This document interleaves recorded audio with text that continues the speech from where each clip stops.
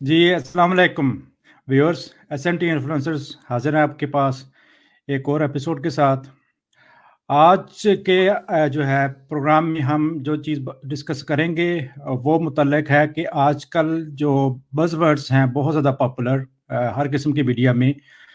तो अगर आप उनकी लिस्ट निकालें तो उनमें स्टार्टअप्स जो है वो टॉप पे आता है, फिर एंटरप्रेन्योरशिप वो भी जो है ना टॉप 10 में ही आता है। तो बीइंग अ स्टूडेंट, अगर आप यूनिवर्सिटी स्टूडेंट हैं तो आगे मज़ीद एजुकेशन का सोच रहे हैं या फिर किसी बिज़नेस का सोच रहे हैं, तो this is something for you.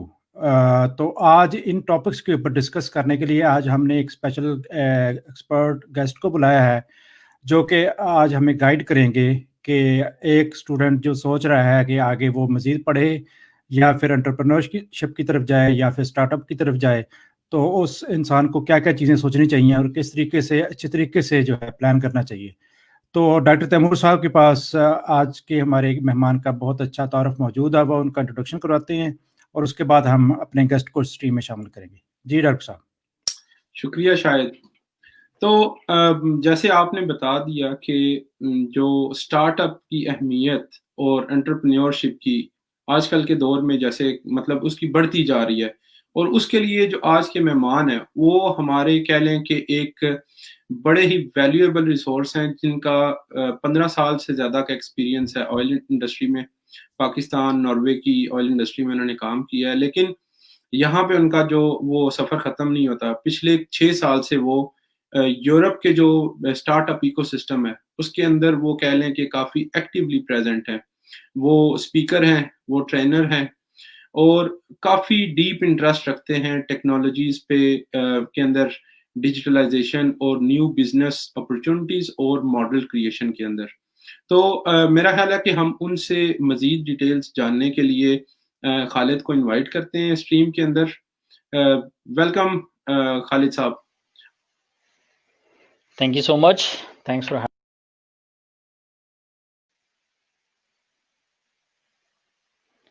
Thank you so much doctor Taimur, आपने बड़ा अच्छा माशाल्लाह तारुफ करवाया है। वेलकम। तो जी डॉक्टर शायद आपका माइक म्यूट है। जी प्लीज़। तो खालिद साहब प्लीज़ आप कुछ अल्फ़ाज़ कहना चाहें कि अभी आप आजकल क्या कर रहे हैं और कहाँ पर हैं आप? मैं अभी तो नॉर्वे में हूँ, ओस्लो कैपिटल है, आपको पता है यहाँ पे जी, अभी बिल्कुल। मैं हूँ। फिर इसके अलावा मैं क्या चीज़ अभी आजकल पर्सनली मैं जो चीज़ कर रहा हूँ वो मैं आर्टिफिशियल इंटेलिजेंस पे हम काम कर रहे हैं, जिसकी मैं अंडरस्टैंड करना चाह रहा हूँ कि बहुत सारे प्रोजेक्ट्स ऑर्गेनाइजेशंस में फेल होते हैं, वैल्यू क्रिएशन नहीं होती। तो मैं उसको स्टडी करना चाह रहा हूँ और उसमें देखना चाह रहा हूँ कि जो बड़ी-बड़ी ऑर्गेनाइजेशंस हैं, उसके अंदर क्या चीज़ पॉसिबल हो सकती है और कैसे नहीं। क्योंकि कुछ ऑर्गेनाइजेशन है जैसे गूगल है, फेसबुक है, अमेज़न है, टिकटॉक है, इन लोगों ने सक्सेसफुली इम्प्लीमेंट किया है। तो लेकिन बाकी ऑर्गेनाइजेशन जो है ना, उसके अंदर चैलेंजेस होते हैं बहुत ज़्यादा और 7 आउट ऑफ 10 प्रोजेक्ट्स एआई के फेल हो जाते हैं। तो मैं इसको स्टडी कर रहा हूँ इन चीज़ों को। चलिए। जी वेलकम खालिद साहब, बहुत-बहुत थैंक शुक्रिया यू कि डॉक्टर आज शाह आपने साहब। हमें टाइम दिया। सबसे पहले हम बात करते हैं कि एक इंसान लेट्स से वो अगर पढ़ाई के बाद नॉर्मली लोग जॉब की तरफ जाते हैं, तो सवाल ये आता है ज़हन में कि किसी भी इंसान को एक जॉब छोड़ के स्टार्टअप की तरफ या एंटरप्रेन्योरशिप की तरफ क्यों जाना चाहिए? अच्छा, मैं यहाँ पे एक चीज़ पहले ऐड कर दूँ। आप इंट्रोडक्शन में बता रहे थे कि आज वाला जो सेशन है ना, वो स्टूडेंट्स के लिए हेल्पफुल होगा। मेरा ख़्याल है कि ये प्रोफ़ेशनल्स के लिए भी उतना ही ज़्यादा हेल्पफुल होगा और आई बिलीव कि प्रोफ़ेशनल्स के लिए ज़्यादा हेल्पफुल होगा क्योंकि उनके पास ऑलरेडी इंडस्ट्री का नॉलेज होता है, थोड़ा-सा उन्होंने चीज़ों को देखा होता है, प्रोसेसेस का उनको आइडिया होता है। And if they can brings their knowledge, जो प्रैक्टिकल एक्सपीरियंस है उसको लेके आके सिस्टम को इम्प्रूव करें, तो वो बेटर ज़्यादा अच्छे तरीके से जो है ना वो स्टार्टअप लॉन्च कर सकते हैं। और उसकी जो है वो रिसर्च भी यही कहती है कि जो एवरेज फाउंडर की एज है ना, जो सक्सेसफुल फाउंडर्स जिन्होंने सक्सेसफुल कंपनीज लॉन्च की हुई हैं, वो एवरेज 40 ईयर्स है। अब तो थोड़ा सा चेंज हो गया ना टेक्नोलॉजी की वजह से। मार्क जुकरबर्ग को आप देख रहे हैं या स्नैपचैट हो गया या इंस्टाग्राम हो गया कि उन्होंने जल्दी किया, लेकिन जो एवरेज एज है वो 40 ईयर्स है। तो प्रोफेशनल जो मिड कैरियर में होते हैं उनके लिए ज़्यादा अच्छा मेरे ख्याल में ज़्यादा अच्छी अपॉर्चुनिटीज़ हैं कि वो स्टार्टअप्स की तरफ आएँ या अपना बिजनेस जो लॉन्च करें। दैट इज़ माय कमेंट जो आप इंट्रोडक्शन में कहना चाह रहे थे। फिर बैक टू योर क्वेश्चन। आपने जो आप बात कर रहे थे ना कि उसको मेरा ख्याल है उस पे ये कर लिया जाए कि अगर आप प्रोफेशनल हैं और आप अगर if you can find a way कि जिसमें आप पार्ट टाइम अपना बिजनेस स्टार्ट कर सकें छोटे लेवल पे, माइक्रो लेवल पे ना, तो मेरे ख्याल में ये एक अच्छी ऑप्शन हो सकती है before you get your job. अब इसकी एग्जांपल अगर मैं फेमस एग्जांपल दूं आपको, तो बिल गेट्स जो है वो हार्वर्ड की यूनिवर्सिटी के स्टूडेंट थे। उसने जो है जब अपना स्टार्टअप लॉन्च करना था माइक्रोसॉफ्ट, तो उसने क्या किया था कि उसने अपना सेमेस्टर या 1 साल के लिए मेरे ख्याल में फ्रीज किया। उसके बाद आया, उसने बिजनेस मॉडल को टेस्ट किया, when it worked he saw some value, तो फिर उसके बाद जो है ना उसने क्विट कर दिया।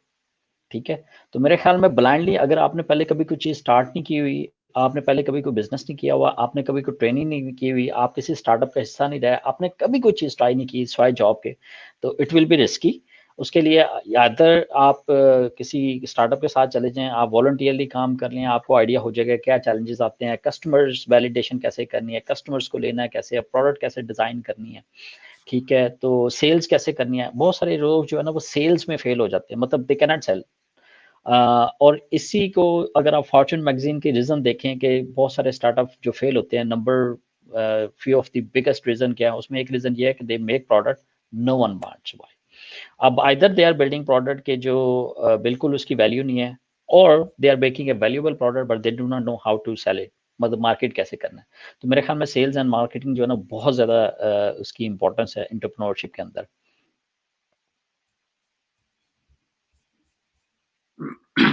अच्छा, इसी सवाल को अगर हम थोड़ा एक्सटेंड करते हैं, हम्म, मतलब इसके अगर हम डिटेल में जाएं, तो आपने मेंशन किया कि स्टार्टअप मतलब स्टार्टअप अक्सर फेल हो जाते हैं अगर उसके लिए हमने प्रॉपर होमवर्क नहीं किया हुआ।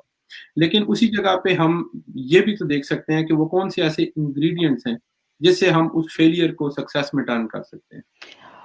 बिल्कुल ठीक है। इसको ये बड़ा बहुत इंपॉर्टेंट क्वेश्चन है। अगर आप एंटरप्रेन्योरशिप की तरफ जाना चाह रहे हैं तो 2 मॉडल होते हैं। एक होता है ट्रेडिशनल मॉडल, जैसे पाकिस्तान में आप आपने शॉप ओपन कर ली, ग्रोसरी स्टोर ओपन कर लिया, मतलब ट्रेडिशनल बिज़नेस जो ऑलरेडी वहाँ पे है और उसकी नीड भी होती है, आप कहीं पे भी खत्म स्टार्ट कर लें, कुछ ना कुछ चल जाता है। एक होता है नॉन ट्रेडिशनल, जिसमें आप कोई ऐसा न्यू बिज़नेस आइडिया ट्राई करना चाह रहे हो जो पहले एग्ज़िस्ट नहीं करता। जैसे फेसबुक हो गया, इंस्टाग्राम हो गया, टिकटॉक हो गया, मतलब इस तरह का जो आइडिया है, व्हाट्सएप हो गया। ठीक है, तो उसमें क्या होता है कि न्यू अपॉर्चुनिटीज़ आती हैं और इस तरह के।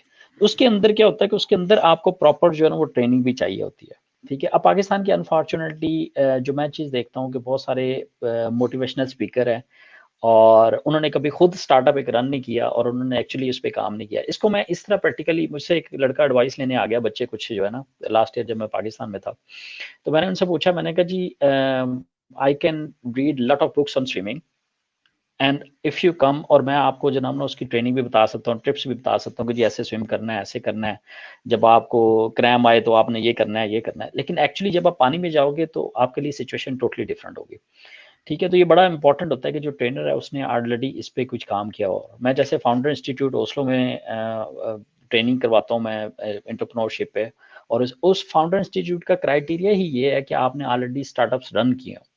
ठीक है, या तो आप उसके एडवाइजरी का हिस्सा रहा हूँ या फाउंडिंग टीम का हिस्सा रहा हूँ, बेशक इट डजेंट मैटर कि आपने कितनी दफ़ा फेल किए हैं, लेकिन आपने को 3-4 दफ़ा ट्राई किया। That is number 1। दूसरा जो आपने बात की ना कि बहुत सारे स्टार्टअप फेल हो जाते हैं, अगर आप देखें तो मेरा नहीं ख्याल कि शायद ही कोई ऐसी स्टार्टअप हो जो फर्स्ट टाइम पे सक्सेसफुल हो गया हो। ठीक है, बहुत रेयर एग्जाम्पल है, बहुत रेयर एग्जाम्पल है। फॉर एग्जाम्पल आप में से आप सबको पता होगा ट्विटर का। ठीक है, ट्विटर जो है, आपको बहुत सारे लोगों को ये नहीं पता होगा कि ट्विटर जो है ना पॉडकास्टिंग वेबसाइट के तौर पे स्टार्ट हुआ था। उसका नाम आई गेस ऑडियो था।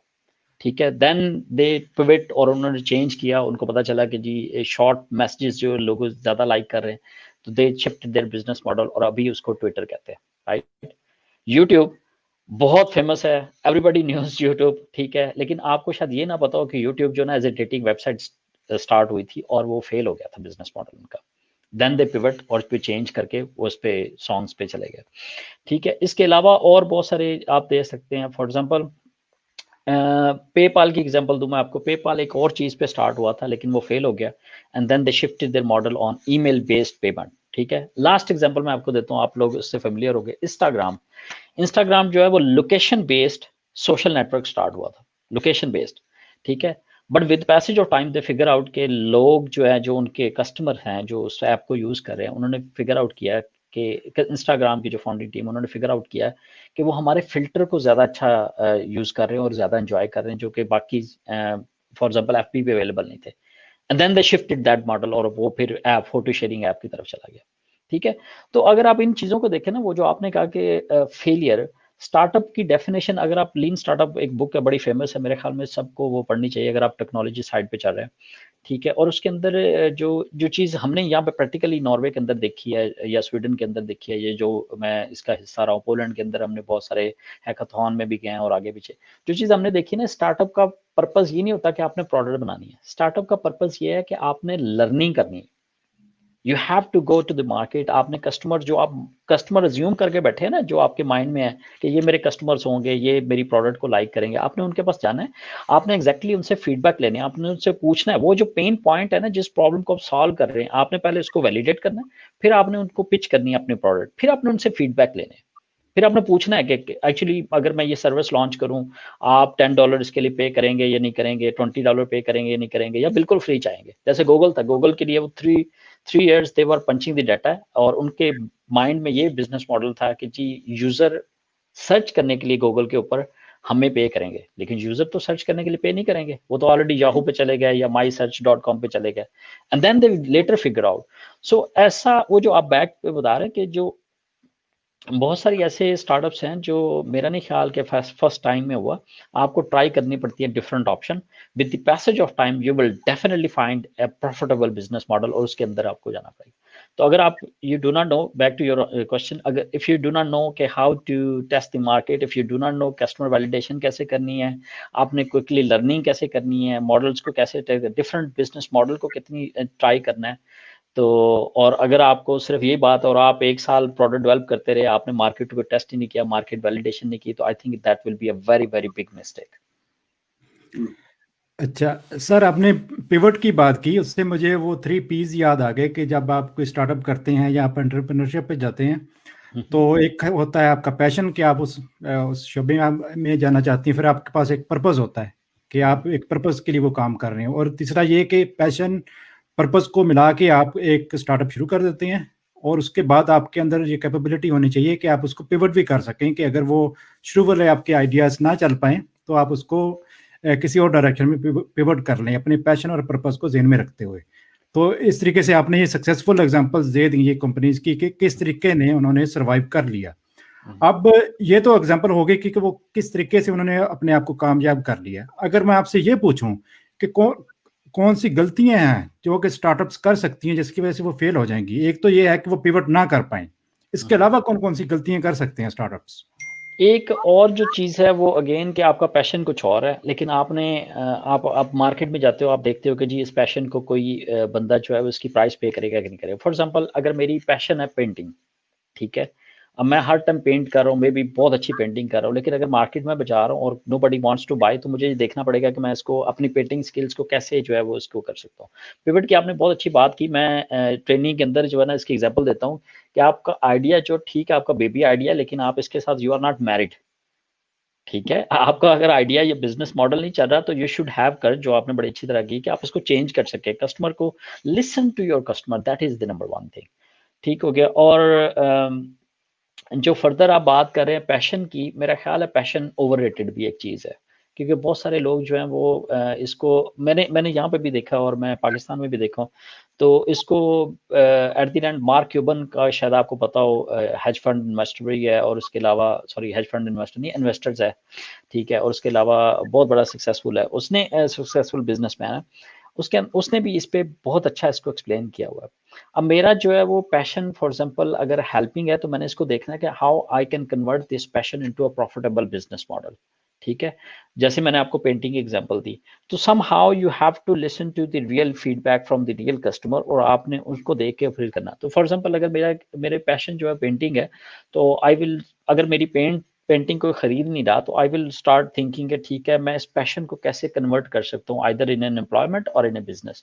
तो उसका एक वे में ये हो सकता है कि मैं सोशल मीडिया डिजाइनिंग की तरफ चला जाऊँ, या डिजाइनिंग कैंपेन्स की तरफ चला जाऊँ, या मैं कोई इस तरह की एक प्रॉफिटेबल बिजनेस मॉडल बना लूँ, कंपनीज के साथ जिसके अंदर चले जाओ। फॉर एग्जांपल यहाँ पे आपने यूरोप में देखा होगा जो छोटे छोटे स्टेशन हैं, ट्रेन स्टेशन, उसके अंदर बड़ी खूबसूरत पेंटिंग हुई होती है। ये वो पेंटर होते हैं जिसका पैशन होता है, तो then they sell to the government कि ठीक है जी मैं आपकी वॉल्स पेंट करता हूँ, मैं आपके स्टेशंस पेंट करता हूँ। और दैट्स हाउ मुझे एग्जैक्टली एक बंदे का पता है, उसने ऐसे कंपनी स्टार्ट की है नॉर्वे के अंदर।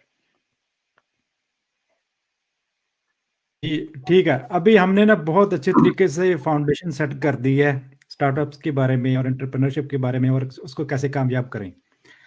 अब आगे सवाल ये आता है कि why now is the best time to start entrepreneurship.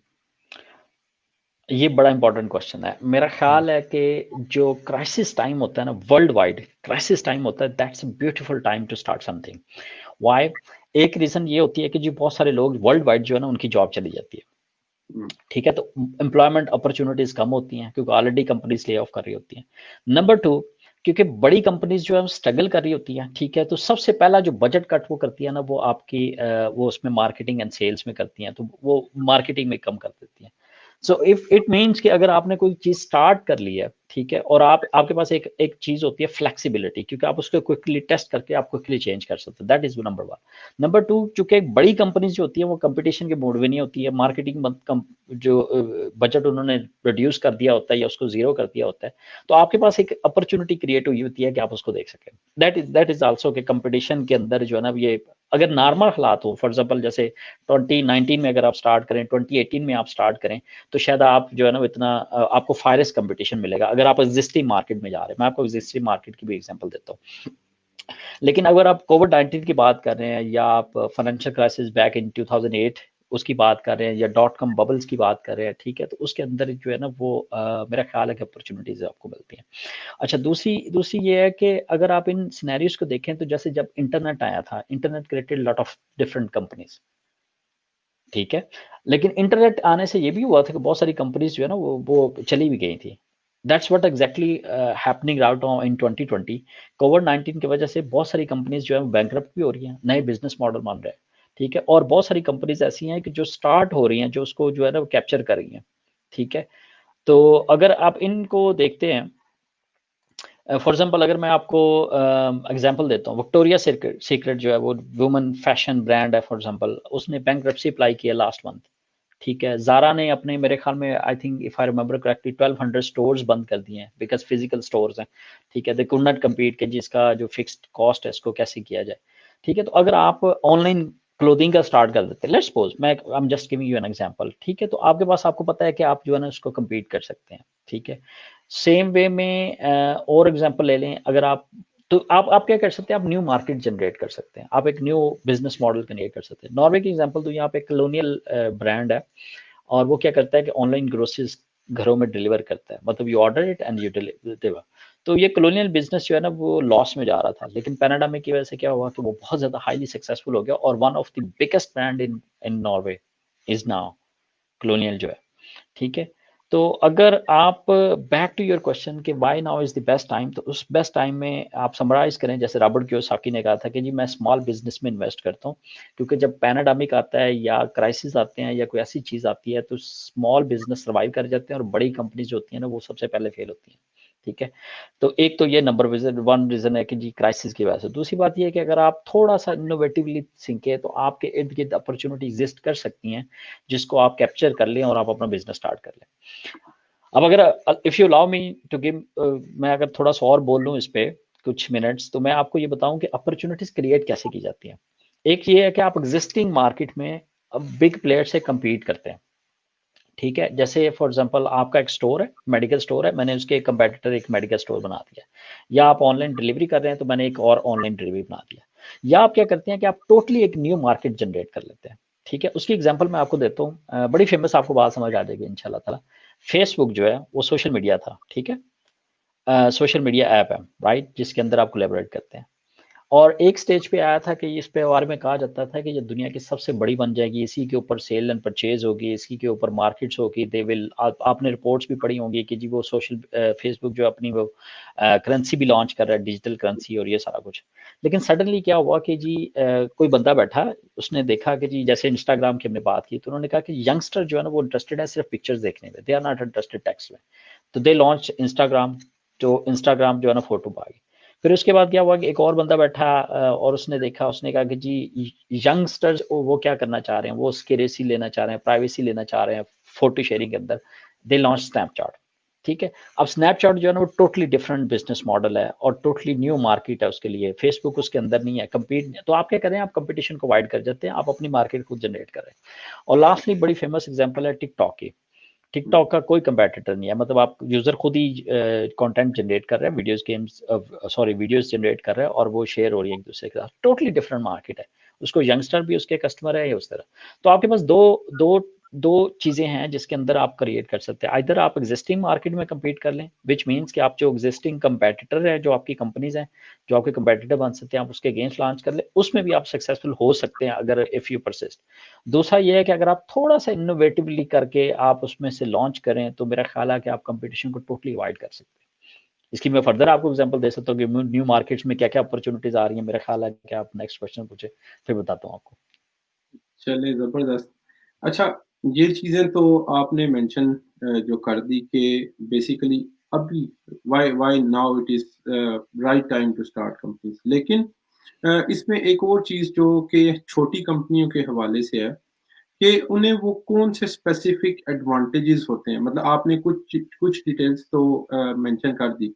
लेकिन और कौन से ऐसे स्पेसिफिक एडवांटेजेस हैं, फॉर एग्जांपल कि उनको उनके ऊपर रेंट की कॉस्ट नहीं है, उनके ऊपर एम्प्लॉइज का बोझ नहीं है, या और कौन सी ऐसी कॉमन चीजें हैं जो कि हमें एक हौसला देंगी कि हमें घबराना नहीं चाहिए बल्कि इनिशिएटिव लेना चाहिए।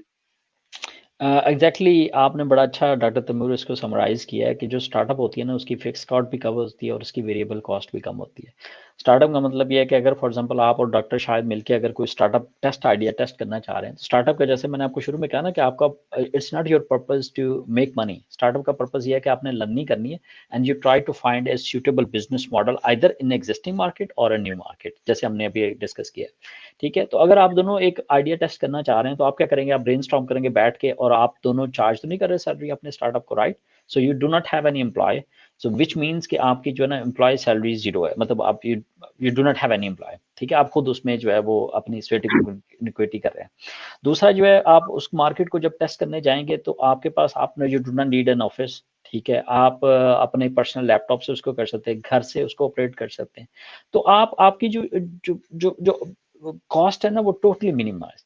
ठीक है, और यही ब्यूटी है स्टार्टअप की कि स्टार्टअप जो है ना क्विकली पिवट, क्या होता है कि आप एक पॉइंट पे खड़े हैं और आप 360 पे घूम जाएं या 180 पे घूम जाएं, राइट।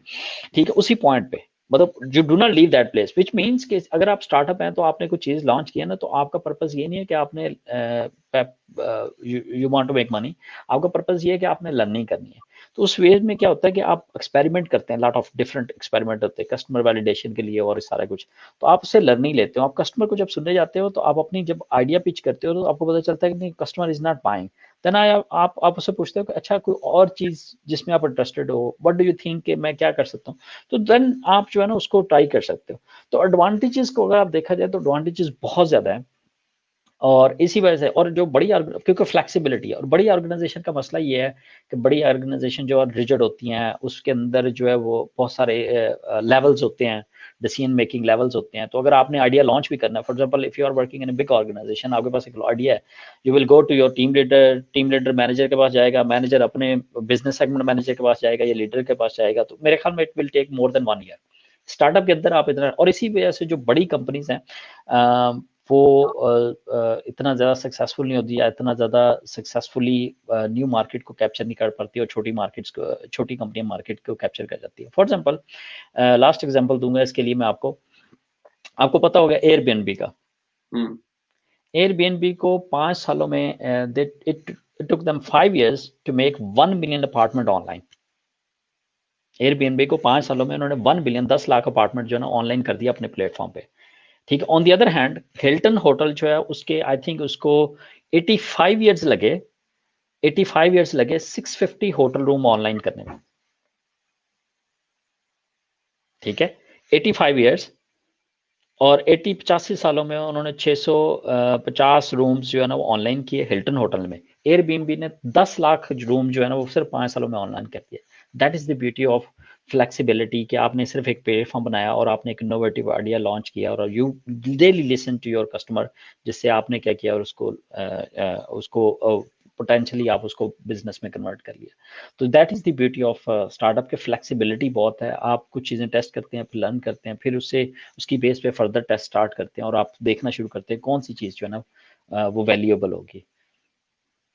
अच्छा, आपने ये होटलिंग की एग्जांपल दे के एक और क्वेश्चन जो सेट कर दिया, वो ये कि आज इस टाइम पे कौन सी ऐसी फील्ड्स हैं या एरियाज हैं जो कि हम कंसिडर कर सकते हैं मोस्ट फेवर्ड, कि स्टार्टअप को अगर उस डायरेक्शन में सोचे तो वो सक्सेसफुल हो सकते हैं गिवन द सर्कमस्टांसेस।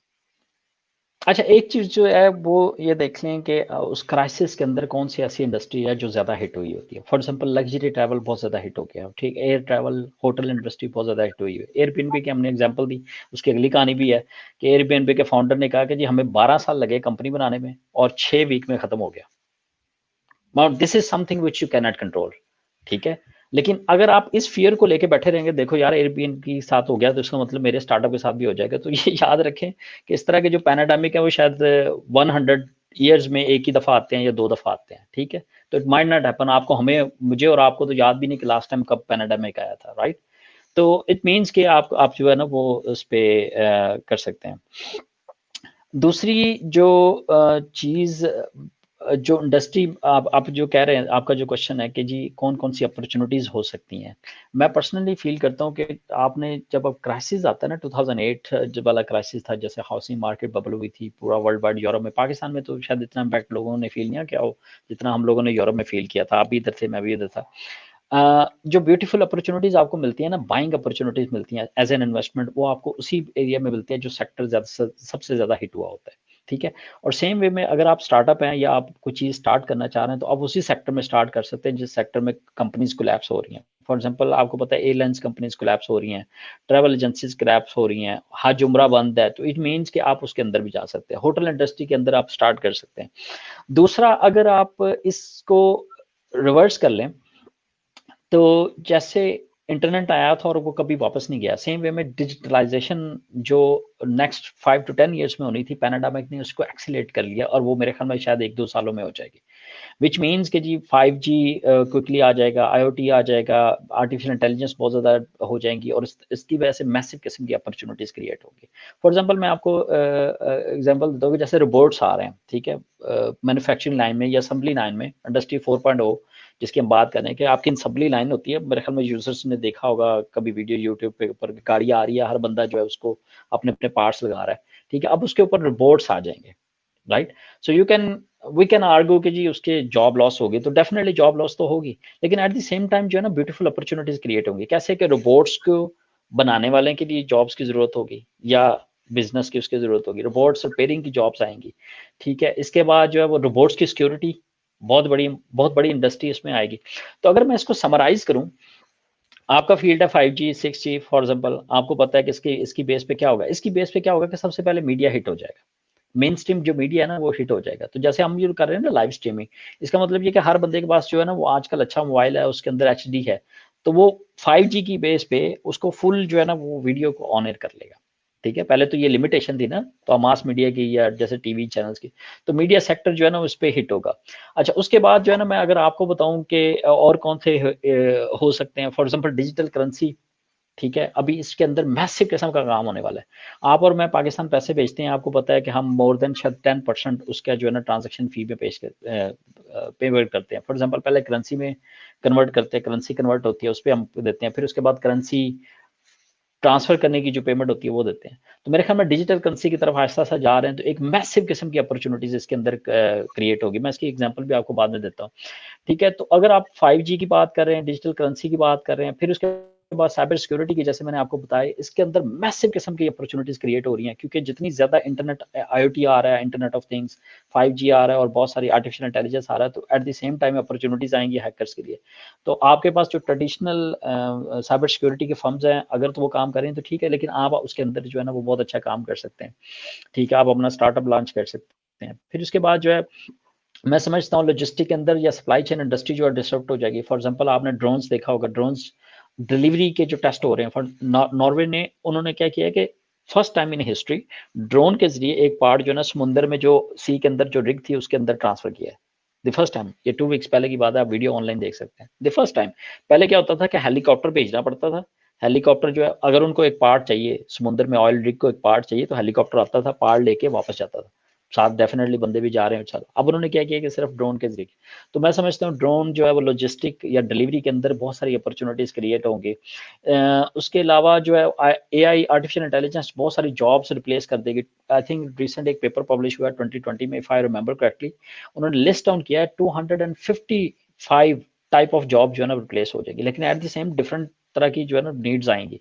आपने देखा होगा मैकडोनल्ड में या बर्गर किंग में यूरोप के अंदर, पाकिस्तान में भी डेफिनेटली आ जाएगा। अब आप क्या करते हैं, पहले 6 बंदे खड़े होते थे, राइट? जब आप ऑर्डर लेने जाते थे ना, ऑर्डर देने जाते थे, 6 बंदे खड़े होते थे। अब क्या उन्होंने टच स्क्रीन लगा दी है। आप टच स्क्रीन पे जाते हैं, आप बर्गर सेलेक्ट करते हैं, आप अपनी ड्रिंक सेलेक्ट करते हैं, देन यू पे विद कार्ड, और सिर्फ एक बंदा खड़ा हुआ डिलीवरी के लिए। विच मीन्स कि ये जो स्क्रीन डिजाइन हो रही हैं, ये जो प्रोग्राम्स कर रहे हैं, इस कंपनीज की जरूरत होगी। तो मतलब अगर आप थोड़ा सा सोचना शुरू कर दें ना कि इंडस्ट्री की तरफ जा रही है, किस तरफ क्या क्या अपॉर्चुनिटीज क्रिएट हो रही हैं, तो ये सारी जो चीजें हैं ना वो हो जाती हैं। I am not sure, last example मैं आपको दूंगा जिससे आपको पता चल सके कि इंडस्ट्रीज, छोटी छोटी ऐप जो है ना वो कितना हो जाता है। मतलब आपको वैल्यू पता ही है, व्हाट्सएप पे जो है वो फेसबुक ने जब परचेज की, $19 बिलियन जो है वो उसकी थी, क्योंकि मैसिव किस्म के यूजर थे। हालांकि मेरे ख्याल में I think less than 15 team member थे उस टीम में।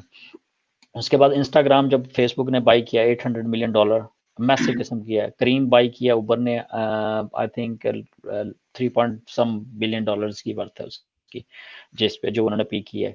इस तरह जो चीज नहीं पता आपको, वो मैं शायद आपने, आपको पता हो या ना पता हो, एक आंट ग्रुप है, एएनटी आंट ग्रुप है फाइनेंस साइड पे। इस टाइम उसकी जो वैल्यू आई थिंक $225 बिलियन है, $225 बिलियन। और आपको पता है आंट ग्रुप किसका है? अलीबाबा का, जैक मा का। 50, मोर देन 50%। और क्या था कि 2004 में उन्होंने एक छोटी सी ऐप लॉन्च की थी, अली पे। छोटी सी एक ऐप लॉन्च की थी अली पे, जिससे आप पेमेंट करते थे। और लेटर वही जो है वो आर्ट ग्रुप बन गया, और इस टाइम दुनिया में 30 नंबर पे इसकी, बैंक ऑफ अमेरिका के बराबर इसकी वर्थ है। ब्लूमबर्ग पे लास्ट मंथ मैंने इसका आर्टिकल पढ़ा, $225 बिलियन इसकी वर्थ है, और इसका आईपीओ होने जा रहा है। और शायद ये जब ये आईपीओ होगा, और कहते हैं कि ये हिस्ट्री का या फाइनेंशियल हिस्ट्री का सबसे बड़ा आईपीओ होगा। इमेजिन करें, एक छोटी सी ऐप थी, ठीक है। और वो जैक मा जो है इसके I think 50%, more than 50 point कुछ परसेंट इसके शेयर्स हैं ब्लूमबर्ग के मुताबिक, ठीक है। मैंने लास्ट मंथ इस पे कंप्लीट एक आर्टिकल पढ़ा, because I was so surprised, एक छोटी सी ऐप उसने बड़ा फाइनेंशियल मॉडल बनाया। तो सेम वे में अगर आप थोड़ा सा स्टार्ट करना शुरू करें, थोड़ा सा देखना शुरू करें, आजकल मैसिव अपॉर्चुनिटीज है, किसी भी चीज़ में चले जाएं, जैसे ऑनलाइन पेमेंट सिस्टम है, या कोई पाकिस्तान के अंदर इसमें बहुत ज़्यादा काम होने वाला है, क्योंकि गवर्नमेंट की रिस्ट्रिक्शंस थी और ये सारा कुछ, तो डेफिनेटली आप एक स्टेज पे जाएंगे। तो अगर आप इस साइड पे चले जाएं, ऑनलाइन डिलीवरी मॉडल्स हैं, आप उस साइड पे चले जाएं, तो आप एक छोटी सी चीज़ भी क्रिएट करेंगे, लेकिन with the passage of time जो है वो इंशाल्लाह ताला 5-10 ईयर्स में it will be massive success. जी, थैंक यू खालिद साहब। इससे पहले कि हम टॉपिक चेंज करें, आपकी बात से एक कंटिन्यू करता हूँ। आपने एग्जांपल दी थी कि डिजिटल करेंसी, और इसमें क्या क्या अपॉर्चुनिटीज़ हैं, ये बता दें तो फिर हम अगले टॉपिक पे जाते हैं। मैं इन्वेस्टमेंट साइड पे था, और I used to invest in traditional companies like oil companies और इन चीज़ों पे। और मैं फिर इन्वेस्टमेंट पे मैंने कुछ लेक्चर भी दिए, जैसे स्टॉकहोम के अंदर मैंने एक लेक्चर दिया था 2-3 साल पहले की बात है, ऑनलाइन पढ़ा होगा, कि if you are new in stock market, तो आपने कौन कौन सी चीज़ें, कौन कौन सी मिस्टेक नहीं करनी, जो मैंने की। 6 biggest lesson which I learned as a beginner time of investment. तो मुझे डिजिटल करेंसी का कुछ नहीं पता था। तो बैक इन 2018, जब आपको पता है कि बिटकॉइन जो है वो उसकी जो वैल्यू है वो चलते चलते $10,000 से भी ऊपर चली गई। तो सडनली आपको पता है मीडिया के अंदर बहुत ज़्यादा शॉर्ट था। उस टाइम पे मैं स्टॉकहोम में था। तो in November I felt like I left out, ठीक है। क्योंकि अगर आप इन्वेस्टर हैं और आप एक टेक्नोलॉजी के अंदर, बहुत सारे लोगों ने पैसा बना लिया। कोई कह रहा है जी मैंने $500 का खरीदा था, आप देखें $17,000 का हो गया। कोई कह रहा है जी मैंने $1,000 का खरीदा था, और आपको ये लगता है, तो आपकी फीलिंग क्या होगी अगर आप उसी फील्ड में होंगे? तो डेफिनेटली। लेकिन एक चीज जो मैंने इन्वेस्टमेंट में सीखी थी कि if you do not understand, if you cannot predict कि ये है क्या, इसकी रियल वैल्यू क्या है, तो आप कभी बाय नहीं करते। वारन बफेट ने क्या कहा, प्राइस इज व्हाट यू पे, value is what you get, right? It doesn't matter, $1 की चीज आप $20 पे कर देंगे, दैट्स व्हाट प्राइस, लेकिन वैल्यू तो उसकी $1 है ना। तो मैंने सबसे पहले क्या किया कि मैंने एग्जैक्टली उसको रीड आउट करना शुरू कर दिया कि बिटकॉइन है क्या है, डिजिटल करेंसी क्या है। माइनिंग की मुझे समझ नहीं आती थी क्योंकि मैं ऑयल एंड गैस सेक्टर थे, तो मेरा, हम तो लिटरली माइन करते हैं ना, ड्रिल करते हैं तो हम ऑयल एंड गैस निकालते हैं, तो मुझे माइनिंग का कोई कॉन्सेप्ट नहीं समझ आता। तो anyways I dig deeper and deeper and deeper, और फिर उसके बाद मैंने उसको फाइनेंशियल, जो अपना फाइनेंस वाला नॉलेज था, जो इन्वेस्टमेंट का नॉलेज है, मैंने उसको कंबाइन किया। और उसके बाद मैंने I think if I remember correctly 7 दिसंबर 2018 को एक आर्टिकल मैंने लिखा था, जिसके अंदर मैंने प्रोडिक्ट किया था कि बिटकॉइन जो है या डिजिटल करेंसी जो है ये बहुत बड़ा बबल है। ठीक है, it was at that time $15,000 से ऊपर उसकी प्राइस थी। आप अभी भी जाके चेक कर सकते हैं, मेरी साइट पे होगा, फेसबुक की वॉल पे भी होगा। तो मैंने उस पर प्रोडक्ट किया और मैंने उसकी रीजंस बताई कि बबल क्या होता है, आर्टिफिशियल प्राइसेस कैसे इंक्रीज की जाती है, वैल्यू $1 है, आप उसको $1,000 पे ले जाते हैं।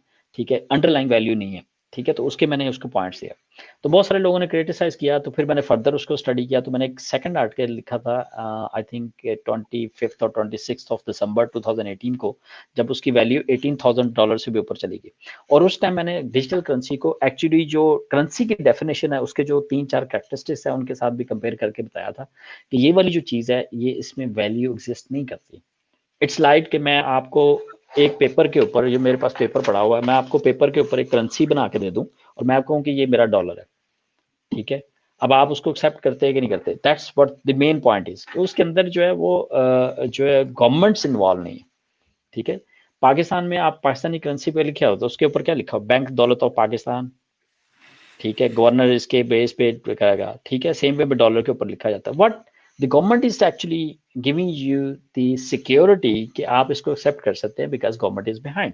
तो मुझे पॉइंट जो डिजिटल करेंसी के अंदर जो समझ आया वो ये था कि मिसिंग पॉइंट ये था कि it's not actually the government, it's ordinary people who is trading, और किसी एक ने बनाई और ये सारा कुछ, तो एक्चुअल वैल्यू नहीं थी उस टाइम पे। तो आपको पता है हॉलैंड में एक बंदा था, उसने घर बेच के डिजिटल करेंसी के अंदर चला गया।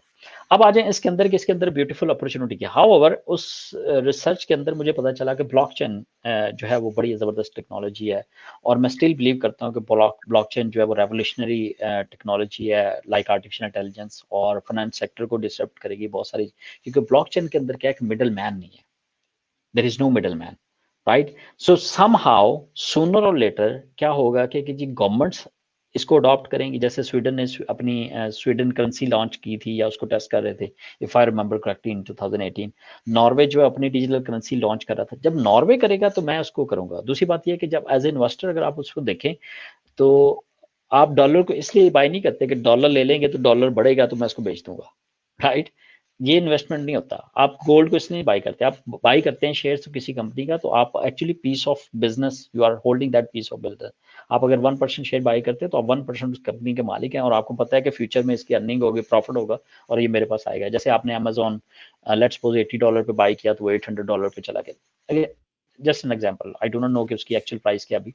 सो डिजिटल करेंसी के अंदर डेफिनेटली करने को तो बहुत कुछ है। और इफ़ यू आस्क मी कि जी कौन सी अपॉर्चुनिटीज़ हो सकती पिन पॉइंट, तो वो नहीं मैं करने वाला। ठीक है, because I think some it can lead someone in wrong direction. आप हमेशा याद रखें इन्वेस्टमेंट के अंदर और बाकी चीज़ों के अंदर आप किसी भी टिप पे ना चले, कभी भी किसी की टिप पे ना चले, because someone has many years of experience, उसको पता है वो क्या बात कर रहा है, उसने एक चीज़ बात की ना, उसके पीछे उसके पास बहुत सारा नॉलेज हो सकता है। लेकिन अगर आप ब्लाइंडली चले गए उस टिप के ऊपर तो आपको इट कैन हार्ट। जी, थैंक यू। अच्छा खालिद साहब, आप यूरोपियन स्टार्टअप इकोसिस्टम के अंदर काफ़ी एक्टिव हैं और आप एंटरप्रेन्योरशिप पढ़ाते भी हैं, तो आपका यूथ से काफ़ी राब्ता रहता होगा, काफ़ी लोगों से गपशप रहती होगी। तो आप मेंशन कर सकते हैं कि लोगों के टॉप एक्सक्यूज़ेज़ क्या हैं कि वो क्यों स्टार्टअप्स की तरफ नहीं जाना चाहते और जॉब पे रहना चाहते हैं? अच्छा, मैं इसके अलावा ये बात ठीक है, 2014 से मैं स्टार्टअप इकोसिस्टम के अंदर गया। मैं स्टार्टअप वीकेंड ऑर्गेनाइज करता रहा बर्गन, नॉर्वे के अंदर। पहले मैंने उसको 3 दफ़ा विन किया, फिर उसके अंदर जब मैंने फुली अंडरस्टैंड किया, आई लव्ड इट, और फिर मैं उसकी मैनेजमेंट टीम में चला गया। उसके बाद स्टार्टअप एक्सट्रीम में एक दफ़ा मैं उसका हिस्सा रहा। फिर उसके बाद मैंने इसमें जो है वो ट्रेनिंग और सेमिनार कंडक्ट करने शुरू कर दिए। At that time I was working in a big company, और मेरे पास एक पर्टिकुलर नॉलेज था कि प्रोडक्ट कैसे डेवलप करती है, उसको टेस्ट कैसे किया जाता है, लीन स्टार्टअप का कॉन्सेप्ट क्या है, लीन कॉन्सेप्ट क्या है, और इस तरह की चीज़ें जो है, सेल्स एंड मार्केटिंग कैसे करनी है, सेल्स आप अगर कस्टमर वैलिडेशन कैसे करनी है, तो इन चीज़ों को मैं कंडक्ट करता था। इसके अलावा इससे हट के भी मैं जो है वो स्टार्टअप सेमिनार्स और वर्कशॉप्स कंडक्ट करता था प्रोफेशनल्स के लिए। ये वाला जो स्टार्टअप है, why now is the best time to start a business, ये कंप्लीट प्रेजेंटेशन है जो 2 आवर्स की प्रेजेंटेशन है, जो मैंने बर्गन में भी कई दफ़ा रन की है, ओस्लो में रन की है, एक दफ़ा स्टॉकहोम में भी मैंने रन की है। तो उसमें डेफिनेटली जो लोग आते हैं वो प्रोफेशनल लोग आते हैं, और जब आप उनसे मिलते हैं तो उनका उनका सबसे बड़ा एक्सक्यूज ये होता है कि जी all brilliant ideas are already taken, हमारे पास कोई नया आइडिया नहीं है। ठीक है, ऐसा आइडिया है कि मैं माइक्रोसॉफ्ट लॉन्च कर सकूं, या मैं फेसबुक लॉन्च कर सकूं, या मैं इंस्टाग्राम लॉन्च कर सकूं। ठीक है, अब ये वाला जब आप इसको ये that is number one excuse. Number two excuse क्या है कि मैं इसका भी आपको आंसर देता हूँ। नंबर टू एक्सक्यूज क्या है कि जी टाइम, मेरे पास टाइम नहीं है। ठीक है, और नंबर थ्री एक्सक्यूज है कि मनी, मेरे पास ऐसे नहीं है। तो सबसे पहले एक्सक्यूज पे आ जाए कि वो कहते हैं जी मेरे पास ब्रिलियंट आइडिया नहीं है। अच्छा, अब इसको जब आप एनालाइज करते हैं, ये मेरे उस लेक्चर का हिस्सा भी है, और हम इसको क्वेश्चन एंड सेशन में इंटरेक्टिव सेशन करते हैं जिसमें क्वेश्चन लेते हैं और उसके बाद आप इसको 15-20 मिनट एक्सप्लेन भी करते हैं। अगर आप ये सारे स्टार्टअप जिसका हमने डिस्कस किया, जैसे फेसबुक हो गया, इंस्टाग्राम हो गया, लिंक्डइन हो गया, ये सारे स्टार्टअप अगर आप इनको चेक करना शुरू करते हैं, इनमें से बहुत सारे स्टार्टअप ऐसे हैं जो यूनिक नहीं थे। फॉर एग्जाम्पल, फेसबुक से पहले ऑर्किड था, और भी सोशल मीडिया साइट थी पहले। ऑर्किड के अंदर क्या होता था, इफ़ यू रिमेंबर, मैंने उसको यूज़ किया हुआ बैक, बहुत पुरानी बात, आई थिंक समवेयर 2005 की बात है। ऑर्किड के पीछे गूगल था, गूगल ऑलरेडी एस्टेब्लिश कंपनी थी तब, आई थिंक उसको 5-6 साल हो चुके थे, उनके पास पैसा भी था और ये सारा कुछ था। तो ऑर्किड में क्या होता था कि आप ट्वीट नहीं, आई थिंक आप उसकी फेसबुक सॉर्ट ऑफ फ्रेंड की वॉल के ऊपर जाके आप लिख देते थे, मैसेज देते। फिर एक बंदा था मार्क जुकरबर्ग, लड़का था, अंडर ग्रेजुएट स्टूडेंट था, ज्योग्राफी की क्लास थी उसकी, तो उसको नाम याद नहीं था, तो उसने एक ऐप बनाई जो पिक्चर्स जो है ना वो बार बार पिच होती थी, आप तो वो कमेंट करते थे। ठीक है, तो उसने बाद में उसको लॉन्च कर दिया जो फेसबुक थी।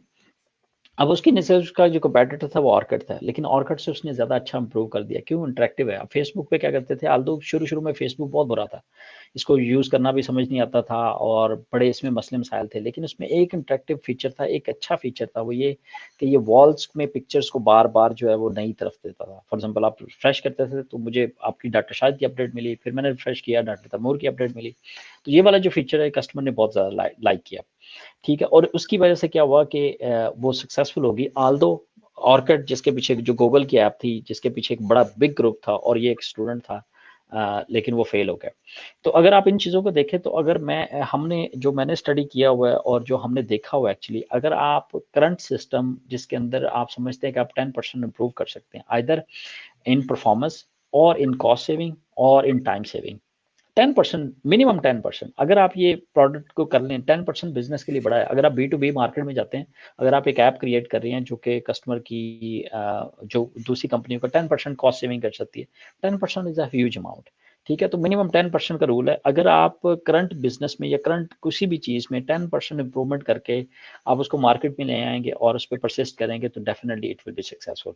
सो you do not need a genius idea, you just need a 10 idea which can be improved by 10%, rest is history. आप उसको करेगा, जैसे अभी हमने आर्ट ग्रुप की बात की, $225 बिलियन की बात है। पाकिस्तान का टोटल कर्जा जो है ना 110 बिलियन है या 119 बिलियन डॉलर है। पाकिस्तान के टोटल कर्जे से भी ज्यादा जो है ना ऐप है जो 2004 में लॉन्च किए जैक मा ने, अली बाबा ने। ठीक है, तो उस एक ऐप का इतनी वैल्यू है। तो 10% इंप्रूवमेंट पे अगर आप जाएंगे और फिर आप उसमें कंटिन्यूसली लर्निंग R&D करते रहेंगे, और अगर आप जैसे लोग उसमें रिसर्चर्स हायर करेंगे, तो मेरे ख्याल में एक स्टेज पे चलेंगे। दैट इज नंबर वन, कि अगर आप आइडिया लॉन्च करना चाह रहे हैं तो 10% पे चले जाएं, 10% इंप्रूवमेंट में। दूसरा जो है वो कॉस्ट और टाइम की बात है। टाइम जो है ना वो कभी भी प्रॉब्लम नहीं है। प्रॉब्लम क्या होती है? प्रायोरिटीज की। If you have priority for that one, you will find time. मेरे लिए ये सेशन प्रायोरिटी पे था, आई विल फाइंड टाइम। मेरी प्रायोरिटी पे नहीं होगा तो I will definitely find very very long list of beautiful excuses, और मैं आपको कहानी शनी करा के साइड पे हो जाऊंगा। So time is not a problem, right? You both agree.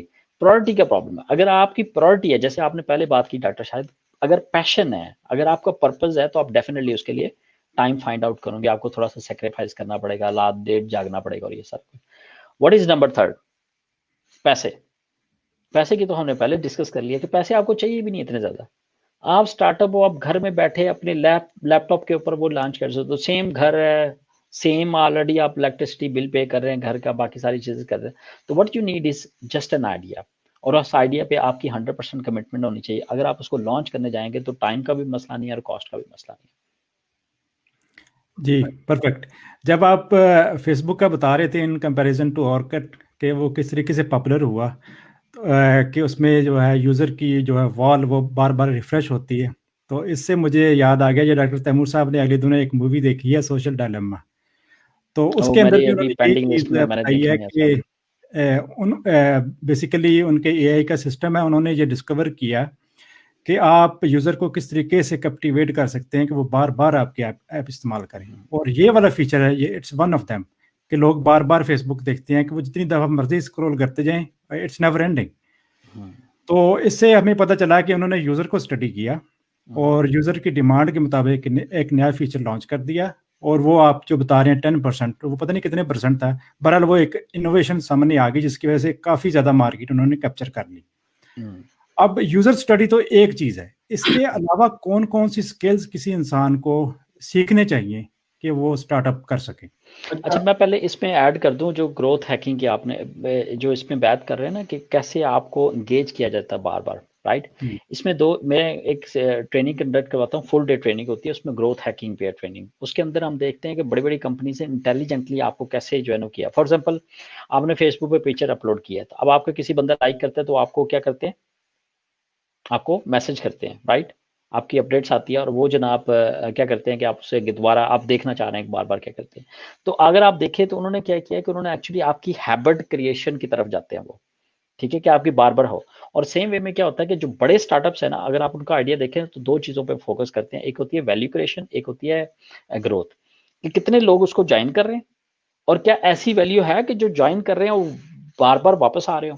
For example, growth hacking की जो ट्रेनिंग करवाता हूँ उसके अंदर मैं एक एग्जाम्पल कोड करता हूँ, वो ये कि आपके पास एंड्रॉयड ऐप्स हैं और iOS ऐप है, राइट, एप्पल ऐप्स हैं। आपको पता है कि ये पुराने स्टैट्स हैं लास्ट ईयर के, लेकिन इफ आई रिमेंबर करेक्टली रफली 2.8 मिलियन ऐप्स हैं गूगल की, गूगल ऐप स्टोर पे जो अवेलेबल है, ठीक है।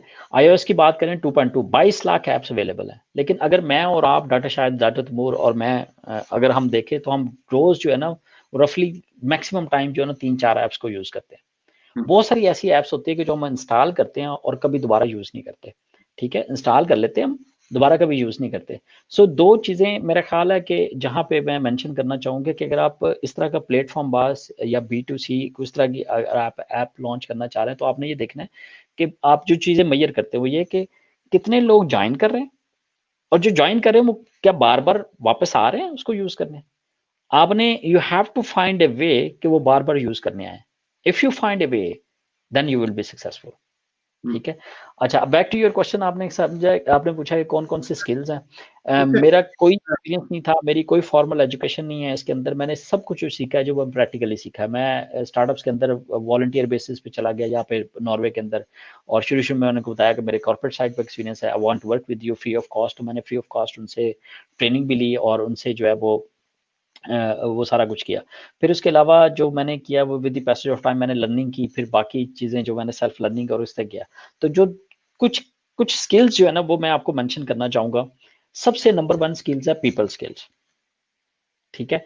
Yesterday I read an article, जो जैक मा का आर्टिकल था, और उसने कहा कि जी आई जो अलीबाबा है, ठीक है, अलीबाबा का जो फाउंडर है, रिचेस्ट मैन इन चाइना है, उसने कहा जी कि मुझे मुझे I know nothing about technology, I know nothing about legal side, I know nothing about social media marketing और marketing, what I know one thing, how to manage people, ठीक है। उसने कहा I was meant to be a teacher, और teacher का काम ये है कि उसने स्टूडेंट को मैनेज करना है और ये सारा कुछ। तो व्हाट आई डिड इज कि मुझे ये कुछ नहीं पता टेक्नोलॉजी का, मुझे बाकी सब चीज़ों का कुछ नहीं पता, मुझे सिर्फ ये पता था कि लोगों को इकट्ठा करके कैसे लाना है। सो नंबर 1 स्किल्स जो मैं एंटरप्रेन्योर की समझता हूँ वो ये है कि टीम मैनेजमेंट स्किल्स या पीपल मैनेजमेंट स्किल्स, कि आप कितने इंटरेक्टिव हैं और कितने लोगों को आप लेके आ सकते हैं और बिठा सकते हैं। अगर आप लोगों से इंटरेक्ट नहीं कर सकते या नहीं है, तो you should grow, you should focus on this area. Number 2 skills जो मैं समझता हूँ कि वेरी वेरी इंपॉर्टेंट है, और वो शायद पहले के साथ लिंक भी है, वो ये है कि आपकी सेल्स स्किल्स कैसी है। अच्छा, सेल्स को हमने नेगेटिव ले लिया हुआ है कि जी कोई चीज़ी बंदा आ रहा है और कोई आपको 2 नंबर चीज़ बेच के निकल जाएगा, गंजे को कंघी बेच के निकल गया। सेल्स क्या होती है कि आप एक्चुअली अगले बंदे की नीड्स को अंडरस्टैंड कर रहे हैं और आप उसकी हेल्प कर रहे हैं उन नीड्स को मेट करने में।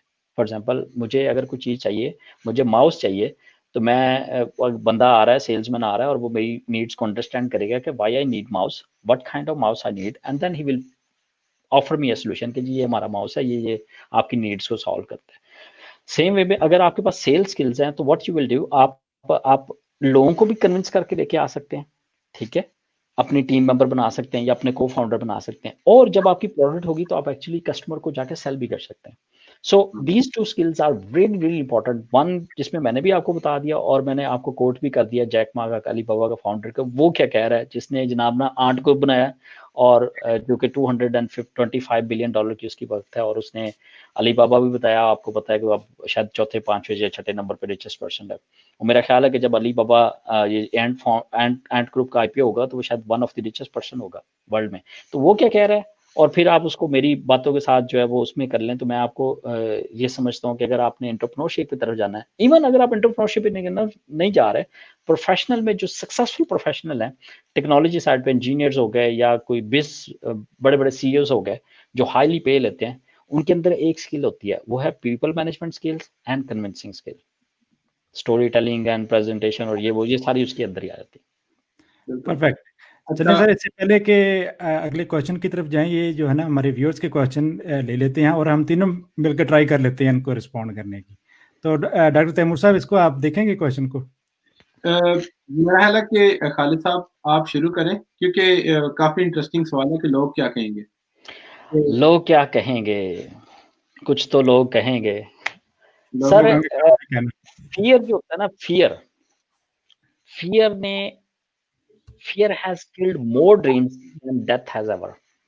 हम्म, जिंदगी में याद रखें, Jeff Bezos, richest person in world, ठीक है, हेज फंड मैनेजर था, आई थिंक हेज फंड में या इन्वेस्टमेंट साइड पे कहीं काम कर रहा था अमेजोन बनाने से पहले। और अमेरिका में आपको पता है क्या होता है कि जब आप जॉब छोड़ के आप बिजनेस स्टार्ट करते हैं तो you are on your own very first day, आपको कोई सपोर्ट नहीं, कोई कुछ नहीं है, ठीक है।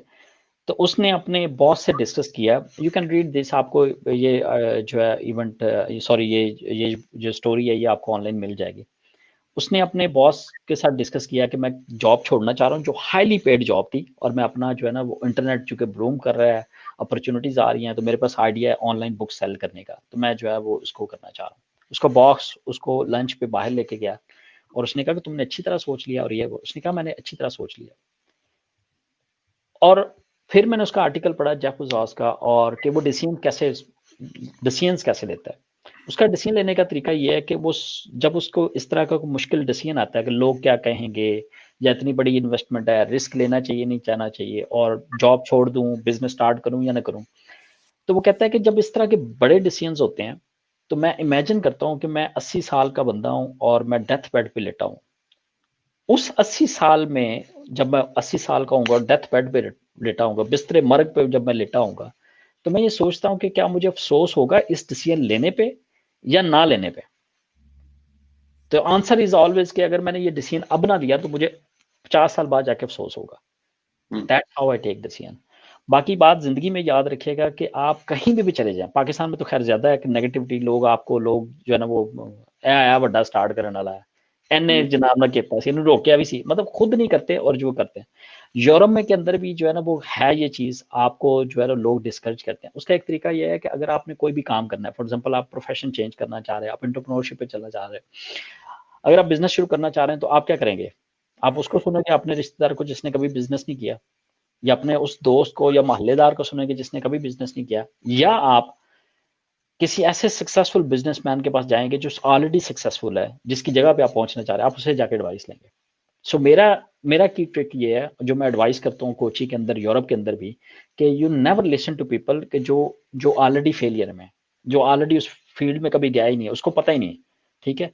आपने किसको जाके सुनना है, आपने उस बंदे को देना है जो ऑलरेडी उस फील्ड में चैंपियन है। वो आपको बताएगा यार मजा आ जाएगा, क्या बात है, एक्सीलेंट। फॉर एग्जांपल मेरा एक दोस्त है, मैं जब फर्स्ट टाइम स्विमिंग के लिए गया, उसने कहा यार बंदे मर जाते हैं पानी में, अल्लाह के बंदे, तो पानी में चला गया, ठीक है, मैं उसका नाम नहीं कोट करूंगा, स्वीडन में ही है, आप लोगों को पता ही होगा। उसने कहा पानी में बंदे बन जाएंगे। तो मैंने कहा यार मैं तो ओलंपिक्स चैंपियन को देखता हूँ बड़ा एंजॉय कर रहे थे, ठीक है, अगर मैं उनको सुनूंगा तो वो आपको यही कहेंगे कि भाई पानी में बड़ा मजा है, एक्सरसाइज बहुत अच्छी है, मतलब यू रियली पानी आपको रिलैक्स भी कर देता है, सारा कुछ है। तो अगर आपने चैंपियन नहीं भी बनना तो आप, so you got my point right. आप उस बंदे से कभी नहीं सुनते या उस बंदे से कभी भी एडवाइस नहीं लेते कि जो ऑलरेडी उस फील्ड में ना हो। आप हमेशा उस जिस फील्ड में आप जाना चाह रहे हो उसके सक्सेसफुल बंदे को उठाएं, आप उससे जाके एडवाइस भी लें, वो आपका मेंटर भी बनेगा। ऑलरेडी मैंने एक और भी चीज देखी हुई है कि यूजुअली जो लोग टॉप पे होते हैं, जो सक्सेसफुल लोग होते हैं, वो नॉर्मली बहुत हेल्पफुल होते हैं, स्माइलिंग होते हैं, और वो आपकी हेल्प भी करना चाह रहे हैं क्योंकि उनकी भी किसी ना किसी ने हेल्प की होगी। So back to your point कि आपने जब इस तरह करना है तो आपने किसकी एडवाइस लेनी है। और हमेशा याद रखें, नेगेटिव लोग होंगे, नेगेटिव लोग आपको क्रिटिसाइज भी करेंगे। अगर आपने क्रिटिसिज्म से डर के कुछ नहीं किया तो आप यकीन करें कि आप जिंदगी में कुछ नहीं कर सकेंगे। चलिए सर, आपने बहुत अच्छा जवाब दे दिया, बड़ा एकेडमिक नेचर का जो है ना, मुख्तलिफ लोगों को रेफर भी कर दिया। लेकिन ये वकास मजीद साहब के लिए मेरा भी एक छोटा सा जवाब है ना, बड़ा हैंडी किस्म का। मैं ये समझता हूँ कि मैं अगर जो काम करना चाहता हूँ फ्यूचर में, और मुझे किसी भी ऐसे इंसान की ओपिनियन की परवाह नहीं होना चाहिए जिस इंसान ने मेरे बिल पे नहीं करने। मुझे सिर्फ उसी कल मैंने बिजली का बिल पे करना है, गैस का बिल पे करना है, मैंने कार खरीदनी है, मैंने अच्छा घर खरीदना है, बला बला बला, मेरे फ्यूचर के जो ड्रीम्स हैं, अगर एक इंसान ने मुझे उन काम करने में कंट्रीब्यूट नहीं ना करना, तो मुझे उसकी ओपिनियन भी की परवाह नहीं होनी चाहिए। इट डजेंट मैटर कि वो मेरे इस बारे में क्या सोचता है।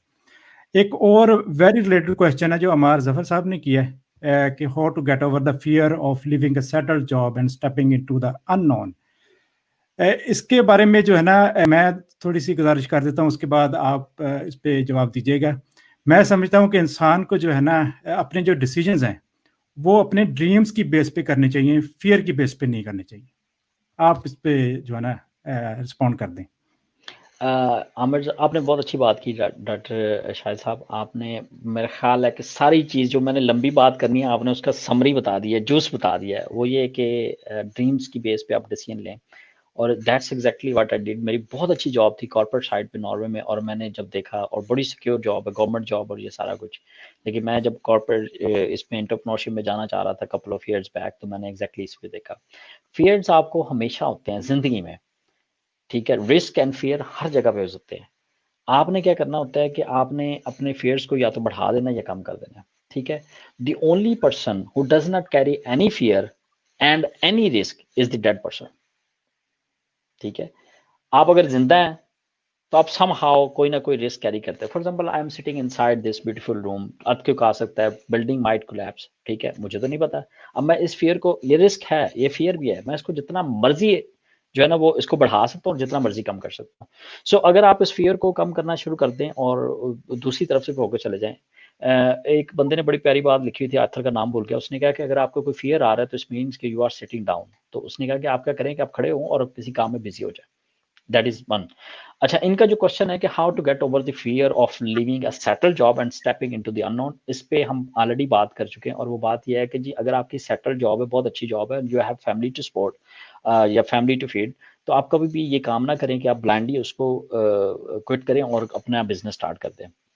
ऐसा काम ना करें। उसके लिए हमने आपको एक वर्क फ्लो भी बताया कि जी आप इस तरह करें कि आप पार्ट टाइम उसको स्टार्ट करें और उसको टेस्ट करें मार्केट में। Once you are sure, then आपको कुछ चीज़ नज़र आ रही है, देन आप छोड़ के जाएं। दूसरी बात यह है कि आप क्या कर सकते हैं कि जी जॉब छोड़ने से पहले आप स्किल्स गेन कर लें, आप सेल्स एंड मार्केटिंग में चले जाएं, ठीक है। आप पार्ट टाइम आप कर सकते हैं। आप उसके बाद स्टार्टअप्स पे किसी स्टार्टअप के साथ आप करे जाएं, आप वीकेंड पे उनके साथ हेल्प कर दें। आपको पता चलेगा एक्चुअली वो रियल टाइम पे उनको क्या क्या चैलेंजेस आ रहे हैं। तो एटलीस्ट जब आप अपना स्टार्टअप रन करेंगे तो आपको उसका आइडिया हो जाएगा, और that will also give you some confidence over there. Pakistan का मैं एग्जैक्टली जो पहले बताना चाह रहा था वो ये कि पाकिस्तान में जो मोटिवेशनल स्पीकर हैं स्पेशली एंटरप्रेन्योरशिप के ऊपर, वो गलत चीजें कम्युनिकेट करते हैं। वो एग्जैक्टली वो ये कहते हैं जी बस दो, एक मिस्त्री है वो दो और इकट्ठे किया और उन्होंने प्रोजेक्ट ले लिया, और ये ऐसा नहीं होता। अगर आप नॉन ट्रेडिशनल में चलेंगे, आप एग्जैक्टली ऐसा नहीं होता। आप पढ़े लिखे बंदे से बात कर रहे हैं, आप डॉक्टर इंजीनियर से बात कर रहे हैं, आप उनको मोटिवेट कर रहे हैं कि, और इसी वजह से हम पाकिस्तान में बड़े कोई अच्छी टेक्नोलॉजी के प्रोडक्ट्स नहीं देख रहे, अब देखना शुरू हुए। सो मेरी एडवाइस ये है कि आप जॉब को बिल्कुल ना छोड़ें। आप पार्ट टाइम जो है वो थोड़ी स्किल गेन करें। अगर आपके पास कोई अच्छा आइडिया है तो उसको पार्ट टाइम एग्जीक्यूट करें, कुछ लोगों को इकट्ठा करें और जनाब ना डिस्ट्रीब्यूट कर दें। और एक बात और याद रखें, ज़िंदगी में कभी अकेला बंदा कभी सक्सेसफुल नहीं हुआ, स्पेशली इन एंटरप्रेन्योरशिप में। आप मुझे दुनिया भर की एग्जांपल ढूंढ के ला दें, I challenge you, you can not find even a single one. You can not find him ऐसा वाला। बिल गेट्स भी अकेला नहीं था, उसका भी बंदा था, मार्क जुकरबर्ग ने भी पूरी टीम बनाई थी। मतलब आप यू नेम एनीथिंग, मैं आपको बता सकता हूँ। मैं यहाँ पे नॉर्वे के अंदर 1-2 साल पहले की बात है, अमेरिका से आई थिंक कैलिफोर्निया की प्रोफेसर थी, और वो जो है इन्वेस्टमेंट की एक कंपनी की मैनेजर भी थी, हेड थी सॉरी, और वो स्टार्टअप के अंदर इन्वेस्ट करते थे। वो यहाँ पे उसने टॉक दी नॉर्वे के अंदर आके, और उन्होंने पैरामीटर्स बताए कि हम जब इन्वेस्टमेंट करते हैं किसी स्टार्टअप में तो हम पैरामीटर्स क्या सिलेक्ट करते हैं, हम देखते हैं टीम कैसी है, हम देखते हैं आइडिया कैसा है, उसमें ग्रोथ पोटेंशियल है कि नहीं है, और कितने कमिटमेंट है लोग। मैंने उससे पूछा कि बाकी सारे, मैंने उससे क्वेश्चन किया आफ्टर प्रेजेंटेशन, मैंने कहा अगर सारी पैरामीटर्स ठीक हो, एक पैरामीटर मिसिंग हो और तुम इन्वेस्टमेंट नहीं करोगे, वो पैरामीटर कौन सा है? उसने कहा टीम। अगर आपके पास टीम अच्छी नहीं है, आइडिया बेशक बहुत अच्छा हो, आइडिया ग्रोथ वाला हो, हम कभी भी उस पर इन्वेस्ट नहीं करेंगे। अगर आपकी टीम अच्छी है ना, even you have a bad idea, जो team has potential to make this bad idea into profitable. So that's my suggestion कि जी आप सेटल जॉब ना छोड़ें, आप ऑप्शंस देखें, वीकेंड पे काम करें, पार्ट टाइम काम करें, किसी स्टार्टअप के साथ लग जाएं, आप थोड़ा सा स्किल गेन करें, उस एरियाज को टेस्ट करें और टीम बनाएं, फिर उसको एग्जीक्यूट करें। फिर then if you see something, जैसे बिल गेट्स ने किया, उसने 1 साल की ब्रेक ली हार्वर्ड से और उसने माइक्रोसॉफ्ट स्टार्ट किया, और फिर उसके बाद जो है वो उसको कोई चीज नजर आई, and then he left that. I hope that I answer my question. अच्छा, मेरा ख्याल है कि आपने बहुत अच्छी तरह से जो इसका जवाब दे दिया। इसमें एक चीज़ जो मैं ऐड करना चाहूँगा कि मैं अक्सर दोस्तों से कहता हूँ कि अगर आप इधर नॉर्डिक कंट्रीज़ में बैठ के इस तरह का रिस्क नहीं लेते, तो मेरा ख्याल है आप दुनिया में कहीं पे भी नहीं ले सकते। बिकॉज़ यहाँ का जो वर्क और बिज़नेस एनवायरनमेंट है, वो आपको हर तरह से फैसिलिटेट करता है। फॉर एग्ज़ाम्पल आप जॉब से शम्स लेदीक ले लें, कि आपको जॉब छोड़नी भी नहीं है। आप 6 माह के लिए जॉब से, साल के लिए जॉब से हट जाएँ, अपने आइडिया को टेस्ट करें, एग्ज़ीक्यूट करें, सक्सेसफुल हो गए ठीक, नहीं हुए वापस आ जाएँ, एक पॉसिबिलिटी। दूसरी ये है कि आप उसके लिए, जैसे आपने बता दिया कि पैरेलल काम कर लें। अब इसमें जो एक और चीज़ मैं आपसे पूछना चाह रहा था पहले भी, कि आइडियाज़ तो हम सबके पास एक से ज़्यादा होते हैं और हर रोज़ आइडियाज़ आ जाते हैं। अक्सर बात आती है उसकी एग्ज़ीक्यूशन पे, और आइडिया हमारा जो स्टार्टअप है वो फ़ेल भी होता है तभी कि हम उसको एग्ज़ीक्यूट अच्छी तरह से ना करें, बेशक आइडिया हमारा $1,000,000 हो। तो उस एग्ज़ीक्यूशन में वो कौन-कौन से मिस्टेक्स हैं, जो हम कॉमनली करते हैं, जिसमें फॉर एग्ज़ाम्पल एक मार्केटिंग है। अगर हम उसको सही तरह से मार्केट भी नहीं कर रहे, that means we didn't do a good execution. तो इसके ऊपर थोड़ा-सा बताएँ कि वहाँ पे क्या गलतियाँ करते हैं? ये हमने पहले भी डिस्कस किया था। एक सबसे बड़ी जो पहली बात ये कि आपने बात की कि एग्जीक्यूशन में और आइडियाज़ में, जो पहली चीज़ मैंने अंडरस्टैंड की ना यहाँ पे रहते हुए, जो सबसे पहले 2014 में जो चीज़ यहाँ पे एक्चुअली एग्जिस्ट की, वो ये कि आपने अपने आइडिया से हर बंदे से बात करनी है। That's how you collect the feedback, that's what customer validation is, जो लीन स्टार्टअप का एक पूरा प्रोसेस है। हमारे क्या होता है कि जी आइडिया डिस्कस नहीं करना, कोई आइडिया चोरी कर लेगा। आइडियाज आपको बेइंतहा मिल जाएंगे, आप गूगल पे सर्च करें, आपको मिलियंस ऑफ आइडियाज मिल जाएंगे। मेरे से बात करें, मैं बैठे बैठे आपको 20-25 ऐसे न्यू आइडिया बता दूंगा जो चलते रहेंगे, यहाँ से भी बता दूंगा। आइडिया डज ना मैटर, एग्जीक्यूशन मैटर। जो आपने कहा, जिस तरह बात पर बढ़ रहा था, किसी बंदे ने मुझे कहा, उसने कहा जी पीएचडी में 2 थीसिस होते हैं, एक परफेक्ट नॉन फिनिश्ड पीएचडी होती है या थीसिस होता है, एक होता है फिनिश्ड, ठीक है, इम्परफेक्ट या उतना। परफेक्शन की तरफ आप जब भी जाएंगे ना, वो आपको ले दे के बैठ जाएगा। तो आप एक कर चुना कि आप इम्परफेक्ट जो आइडियाज है ना मार्केट में लेके आए और उसमें फीडबैक लेके आए।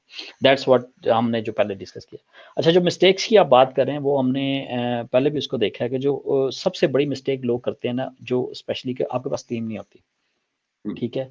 टीम की वजह से बहुत सारे, आप अकेले बंदे होते हैं, आप अकेला बंदा कितना काम करेगा। मैंने आपको बताया कि बिल गेट्स भी अकेला सक्सेसफुल नहीं हुआ तो आप कैसे हो सकते हैं, अनटिल अनलेस कि आपने करियाने की दुकान खोलनी है या इस तरह के काम करना है, तो देन आप अकेले ठीक है।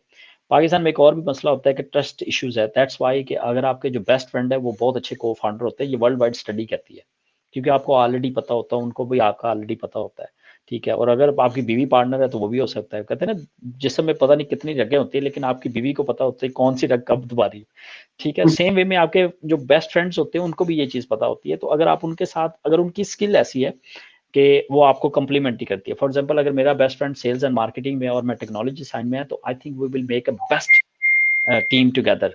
लेकिन अगर वो भी टेक्नोलॉजी, मैं भी टेक्नोलॉजी में, और 4 और बंदे टेक्नोलॉजी में, हमारे पास सेल्स का बंदा नहीं है, तो that is an example of very very bad team.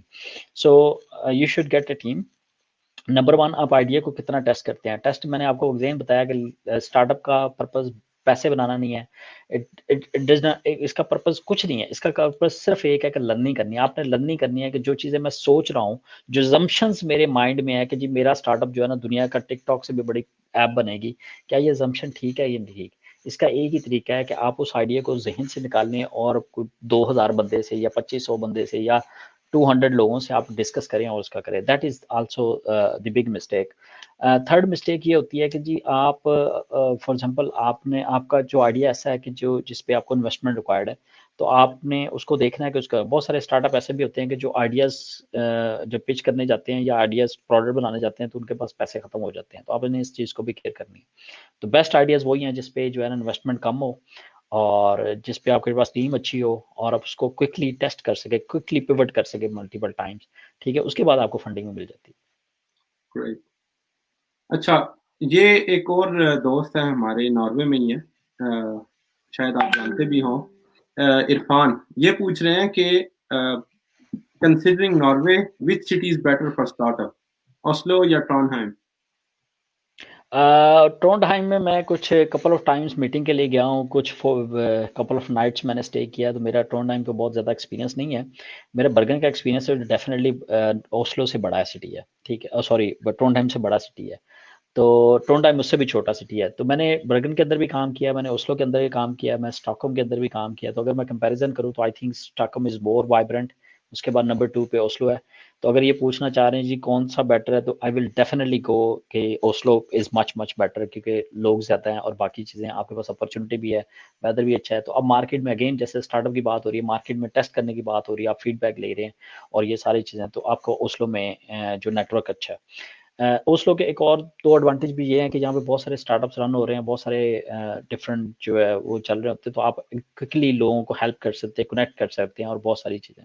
Number third जो है, जो शायद इन्होंने पूछा है कि जी इन्वेस्टमेंट फंड, एक स्टार्टअप फॉर एग्जांपल एक इनोवेशन नॉर्वे है, वहाँ से आप 100,000 क्रोना जो $10,000 है, वहाँ पे आइडिया को टेस्ट करने के लिए फंडिंग ले सकते हैं। दूसरा ये कि जो इन्होंने वेंचर वीसी और ये चीज़ें देखी हैं, तो वो ये चीज़ें देखते हैं कि जी आपने कितनी ग्रोथ कर ली है और कितना सारा, तो मेरे ख्याल में उसके भी यहाँ पे कपल ऑफ प्राइवेट कंपनीज हैं या देखी जा सकती हैं। मेरे पास भी कुछ कनेक्शन है, मैं इनको, अगर ये मेरे से बाद में कनेक्ट करें तो मैं इनको प्रोवाइड कर दूंगा इंशाल्लाह। चलिए, जबरदस्त। सो और definitely Oslo is much better than Trondheim. Sorry. Perfect, ठीक हो गया। और ये एक और दोस्त ने सवाल पूछा है, आसिम है ये, कि स्टार्टअप सीड फंडिंग के सोर्सेज स्कैंडिनेवियन कंट्रीज में। मुझे नहीं पता ये कहाँ पे बेस करते हैं। जैसे मैंने पहले बताया कि नॉर्वे के अंदर क्या है कि इनोवेशन नॉर्वे जो गवर्नमेंट का अदारा है, वो आपको आइडिया टेस्ट करने के लिए $10,000 जो कि 100,000 नॉर्वेजियन क्रोना है, वो आपको देता है। अगेन वो यही पैरामीटर जो मैंने आपको पहले पैरामीटर बताए हैं कि इसी पैरामीटर में आपको जज करता है आपकी टीम कैसी है, आइडिया कैसा है, ऑलरेडी कितना हुआ है, और वो ये भी देखते हैं कि आपका आइडिया जो है ना कितनी एम्प्लॉयमेंट अपॉर्चुनिटीज क्रिएट करेगा नॉर्वे के लिए। एंड देन यू गेट $10,000 जिसको आप आइडिया को टेस्ट कर सकते हैं और ये सारा कुछ। अगर आपका आइडिया सक्सेसफुल हो जाता है then you can go for phase 2 funding, जो कि मेरे ख्याल में $500,000 क्रोना तक जाती है या उससे भी शायद ऊपर जाती है, और उसको वो मैच करते हैं प्राइवेट इन्वेस्टर तक। तो यू रफली को लाइक 1.5 मिलियन या उस तरह करके।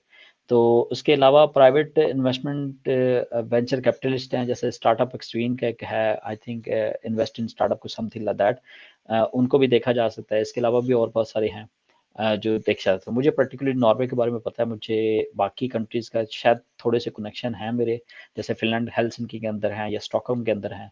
तो मुझे नहीं पता ये कहाँ पे एग्ज़िस्ट करते हैं, कि डेफ़िनेटली यहाँ पे ऑप्शंस तो ज़रूर है। अच्छा, खालिद साहब, एक चीज़ मेरे ज़हन में आ रही है। आप जब स्टार्टअप्स की तरफ चलते हैं या फिर एंटरप्रेन्योरशिप की तरफ चलते हैं, सेटल्ड जॉब छोड़ के या इमीडिएटली आफ्टर एजुकेशन, तो आप एक रिस्क ले रहे होते हैं। हुँ। हमारे एक दोस्त हैं हाजी साहब, वो आजकल सऊदीया में होते हैं। उनका एक कॉल है कि ज़िंदगी में रिस्क ना लेना एक बहुत बड़ा रिस्क है। इसके बारे में आप क्या कहते हैं?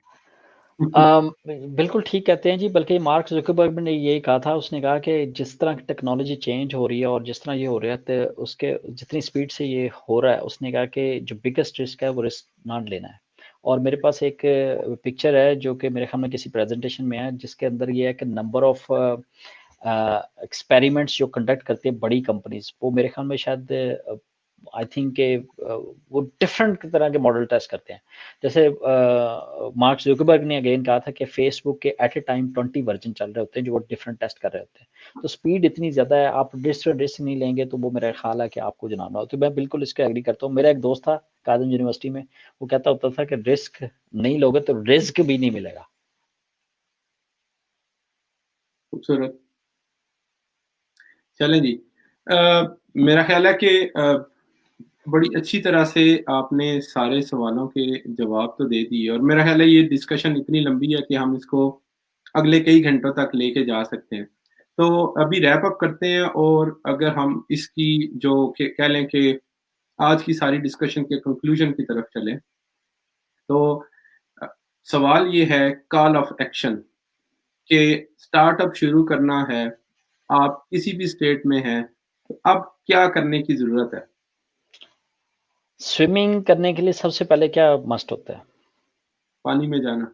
पानी में जाना। आप जब तक पानी में नहीं जाएँगे, आप कुछ भी नहीं कर सकते। अगेन मैं वही बात कर रहा हूँ ना कि अगर आप पाकिस्तान में जो मोटिवेशनल स्पीकर हैं, उनको सुन रहे हैं, तो motivation does not last for couple of hours. बहुत अच्छी जॉब कर रहे हैं, मैं उनके अगेंस्ट नहीं हूँ। मैं सिर्फ़ ये बात आपको बताना चाह रहा हूँ कि जो मेरा प्रैक्टिकल एक्सपीरियंस है, वो टोटली डिफरेंट है उनसे, ठीक है? और मैं आपको सबसे जैसे हमने पहले बात की, एक बंदा जॉब पे आया, तो वो पार्ट टाइम कैसे स्टार्ट करे या दूसरा कोई स्टार्ट करे। और सिलिकॉन वैली के अंदर एक टर्म है कि जब तक कोई फाउंडर जो है 3-4 स्टार्टअप फेल ना करे, वो सक्सेसफुल नहीं होता। और ये बात बिल्कुल ठीक भी है, क्योंकि फेलियर वो चीज़ है जिससे आप लर्न करते हैं। When you win, you do not learn, you just go for party, right? When you या fail, if you have the right attitude, you basically can learn. क्योंकि फेलियर जो है वो लर्निंग अपॉर्चुनिटी। किसी बंदे ने बड़ी प्यारी बात की, उसने कहा मैं कभी जिंदगी में फेल नहीं हुआ। उसने कहा चन्न तू कभी जो है ना कुछ जो आपने कभी कुछ चीज़ ट्राई भी नहीं की होगी, ठीक है? तो जैसे थॉमस एडिसन है, उसके बारे में फेमस एक बुक में लिखा हुआ है 10,000 टाइम, दूसरे ने लिखा हुआ है 1000, कि मतलब उसने लाइट बल्ब करने के लिए जो है 1000 फेल्ड एक्सपेरिमेंट किए और नेक्स्ट जो 1001 जो है वो सक्सेसफुल हुआ था। तो उससे किसी ने पूछा कि जी न्यूज़पेपर रिपोर्टर ने पूछा कि जी आप 1000 टाइम फेल हुए? उसने कहा नहीं, 1000 टाइम आई ट्राइड, लेकिन इस वे से बल्ब नहीं बनता। There is only one way to make bulb. Same way में अगर आपने स्टार्टअप की तरफ जाना है, तो मेरी अगेन आपको यही बात है कि सोचते ना रह जाएं, कुछ ना, आप सिर्फ ये करें कि वॉलंटियर करना शुरू कर दें। आप लोगों की हेल्प करना शुरू कर दें। आप स्टार्टअप में जो कंपनियां, अगर आपके पास कोई स्किल है, आप उनकी करना शुरू कर दें। आहिस्ता आहिस्ता आपको कर्ज भी आ जाएगी, प्लस आपको प्रैक्टिकल जो उनके नॉलेज है या जो उनका जो चैलेंजेस वो इनकाउंटर कर रहे हैं, वो आप उसमें कंट्रीब्यूट भी कर सकेंगे और आपके लिए लेटर ये, और उससे आपको कनेक्शंस भी बनेंगे। फॉर एग्जांपल अगर आप इन्वेस्टमेंट में जा रहे हैं, तो आप उस कम्युनिटी में इन हो जाएंगे। दैट्स हाउ मैं इस कम्युनिटी में इन हुआ और मेरे लिए अमेजिंग नेटवर्क बना और मुझे अमेजिंग अपॉर्चुनिटीज मिली। This is how I did it. और मेरा ख्याल है कि यही एक वे है। या दूसरा एक वे है कि अगर आप ज़्यादा कॉन्फिडेंट हैं और आपके पास ऑलरेडी आपने कुछ चीज़ें ट्राई की हुई हैं, इसमें भी कोई हार्म नहीं है, आप जॉब छोड़े और उस पर फुल टाइम पे लग जाए। और अगर आप स्टूडेंट है, तो याद रखें आप ऑलरेडी रिस्क लेके चले थे। मतलब आपको बिल्कुल नहीं पता था मास्टर के बाद जॉब मिलेगी नहीं मिलेगी, तो 2 साल और खप लो यार, 2 साल और ट्राई कर लो। जब 40 के हो जाओगे ना, तो कभी रिग्रेट नहीं होगा कि यार मैं काश उस टाइम कर लेता, तो आज मेरी भी एक कंपनी होती है और फलां होता। सो रिग्रेट बाद में होना जो है ना, ये बड़ा मेरा ख्याल है कि बड़ी एक सैड फीलिंग होगी। और अगेन, तो वो जो आपने बात की थी, fear has killed more dreams than actually जो डेथ हैज एवर। तो मेरा ख्याल है कि दोबारा आप जाएं और उस पर करें। तो बेहतर है कि अगर आप स्टूडेंट हैं, तो आप स्टूडेंट लाइफ में स्टार्ट कर दें। अगर आप ग्रेजुएट हो चुके हैं, तो आप उस टाइम स्टार्ट कर दें। प्रोफेशनल हैं, तो पार्ट टाइम स्टार्ट कर दें। That is my best advice.